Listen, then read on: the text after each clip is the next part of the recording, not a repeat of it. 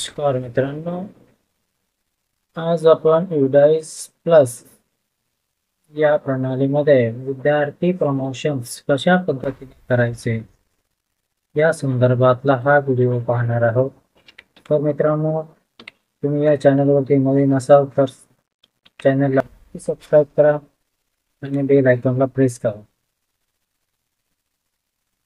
तर चला आपण स्क्रीनकडे वळूया, स्क्रीनकडे आणि पाहूया।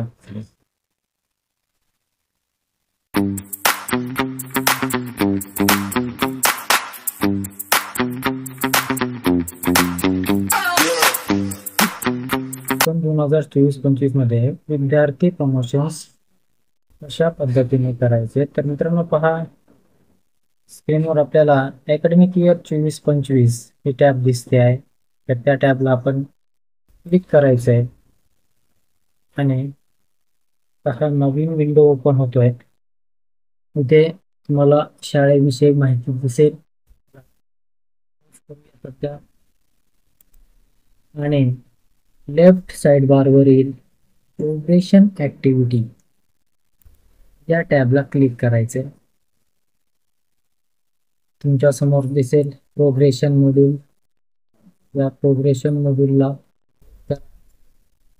आणि आता list of students eligible for promotion from the academic year 2023-24 to 24-25 आपल्याला 23-24 मधून 24-25 मध्ये जे मुलं प्रमोट करायची आहेत तर त्या संदर्भातली ही माहिती आहे। आणि आता त्यासाठी प्रथम आपल्याला इथं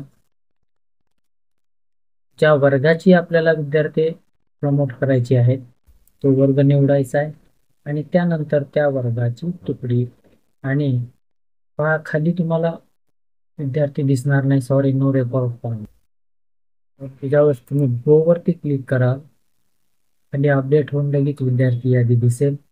तर तुम्हाला या ठिकाणी सुरुवातीला पेन आणि स्टेट नंबर असेल, नंबर 2 ला आहे विद्यार्थी नाव, स्टुडंट बेसिक डिटेल्स, नंबर 3 ला आहे प्रोग्रेशन स्टेटस, तुम्हाला त्या विद्यार्थीचं promoted, not passed, promoted without examination, discontinue examination आणि रिपीटर अशा पद्धतीच्या नोंदी प्रत्येक विद्यार्थ्याच्या करायचे।